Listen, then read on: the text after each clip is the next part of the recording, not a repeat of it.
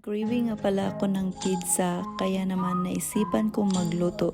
So hello mga kagamay, welcome to my channel. So for today's video ay magluluto tayo ng pizza. Kung ano yung nakikita nyo dyan sa umpisa, yan din yung aking gagawin. So ayan, umpisa na natin mag-zip ng flour. Kaya natin isinizip yung flour para maiwasan ang bubuo ng flour at hindi masali sa ating gagawing dough. Tapos pagkatapos ng masip yung flour, kailangan lang natin dyan na mag-add ng asin. Ayan, a pinch of salt.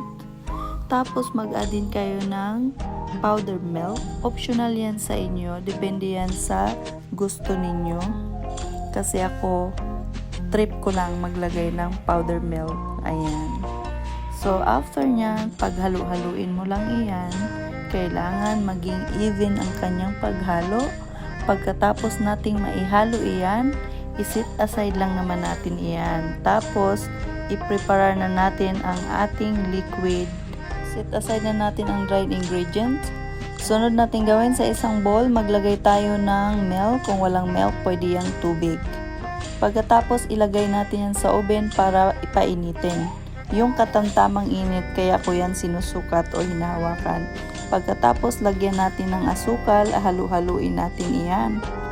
Pagkatapos mahalo, pwede na nating ilagay ang yeast. Ayan, yan yung magkaroon siya ng volumize or tutubo ang ating dough.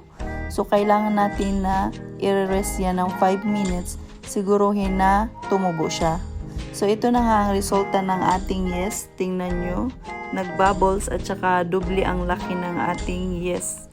So, kaya naman tama na ito para i-add na natin sa ating dry ingredient. Okay, umpisa na natin ang maggawa ng dough. So, ihahalo lang natin iyan. Ayan, katamtaman lang din ang dami ng ating liquid. Pwede kayong mag-add pag kulang. Ayan.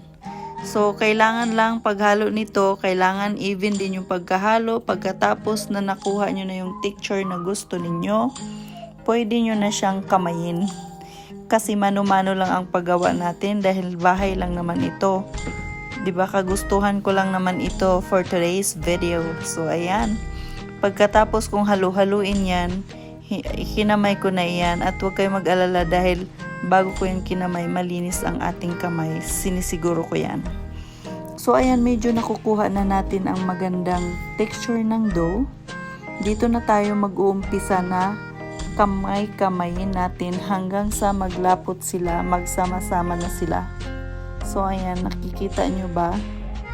At ayan, kamayan na. Nag-uumpisa na tayo dyan para magiging gami na ang ating dough at puporm na natin siya ng bilog. Para pwede na natin siyang i-rest, lalagyan natin siya ng olive oil. Kung nakita nyo, nag-form na yung ating dough. So talagang inubos ko ang aking energy dito. Char! So ayan, after natin yan, kailangan bilugin yung maigi. Ayan, i-rub-rub mo siya. No, kailangan maging smooth ang kanyang ayan, labas bago natin yan i-set aside para patubuin. Ayan, ginanyan ko lang muna siya. At ayan na nga, kuhang-kuha na natin ang bilog na gusto natin sa ating dough. Ayan, at na-coated na rin siya ng olive oil. Pwede na natin siyang i-set aside. Ito na ang resulta pagkatapos ng 30 minutes na pagpatubo ng ating dough. Mabilisan lang kasi ang pagpatubo natin, kaya pwede na natin itong ipa-flat para magmukha na siyang pizza. So dito naglagay tayo ng powder para hindi siya magdikit-dikit pag gawin na natin siyang flat.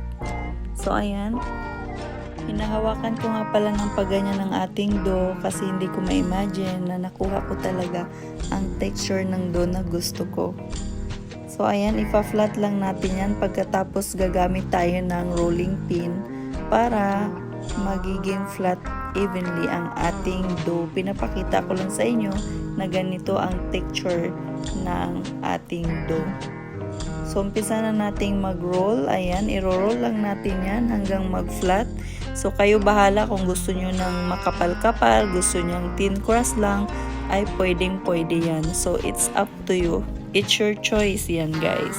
So ayan, continue lang nating ipa-flat iyan hanggang sa pwede na natin siyang isit aside para patubuin ng kaunti. Tsaka lang natin lalagyan ng sauce, pizza sauce sa taas, tapos magta-toppings na rin tayo.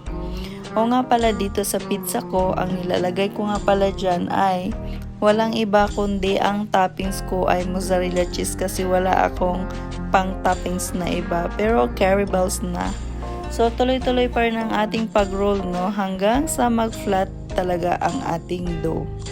Pwede na natin itong after nating marolling ang ating dough, pwede nating tusukin at lagyan na rin natin ng olive oil para nang sa ganun hindi naman dry yung ating pizza. Tapos ilalagay na natin ang ating pizza sauce. Ayan, kailangan even din ang pagkalagay. So tansya-tansyahin mo lang din, depende yan sa'yo. Kung gusto mong malasa ang iyong pizza, kailangan mong damihan ng pizza sauce. Ang pizza sauce nga pala na gamit ko ay ready-made na siya. Mabibili lang yan kahit saan na grocery. After that, pwede ka nang mag-toppings ng mozzarella. Kailangan damihan mo para makuha mo ang ganitong kasarap na pizza. Sobrang more cheeses, more delicious. Ganon. So, ayan na. So, ang una ko talagang nilantakan dyan ay yung mozzarella cheese. Kaya, ayan na guys. Ano pang hinihintay? Magsikain na tayo. Ito yung resulta ng ating homemade pizza na gawa ko mismo. Sarili kong kamay ang may gawa. So, ayun lang. Sana nag-enjoy kayo sa panunood ng aking vlog, cooking at home for today's video, mga kagamay. See you for my